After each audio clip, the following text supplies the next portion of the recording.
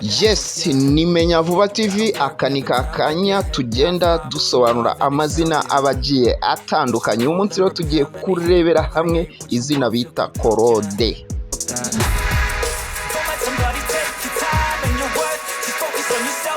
Claude ni izina rihabwa abahungu, rifite inkomoko mu kilatini, rikaba risobanura ufite ubumuga cyangwa se ucumbagira. Claude ni umuhungu ukunda gusaranganya n'abandi, byaba ari amafaranga, ubumenyi ndetse n'uburambe afite mu bumenyi runaka. Claude ni umuntu ugira impuhwe kandi uhora yibanda ku bikorwa bifasha abandi. Ikindi kintu Claude akunda kuba umuyobozi, ntakunda abamuyobora, ndetse akunda kwiha inshingano aha ageze hose.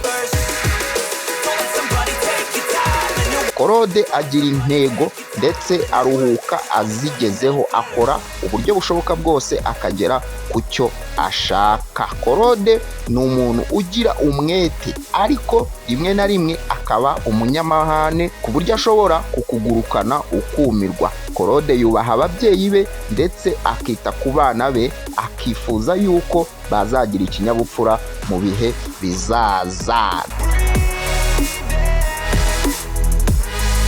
Nimenya vuba TV twarabiyemeje, twarabihaye, kandi ntabwo tuzigera tubatenguha n'umunsi n'umwe. Niba utarakora subscribe, ukora subscribe, ukore no kunzogera iri ku ruhande kugira ngo utazajya ugumucikwa n'ibyiza byinshi tukugezaho. Uramutse ufite izina wifuza yuko twazaguha ubusobanuro, waryandika muri comment kugira ngo uzagume ugubwa neza mu bihe byiza tukugezaho hano kuri Menya Vuba TV.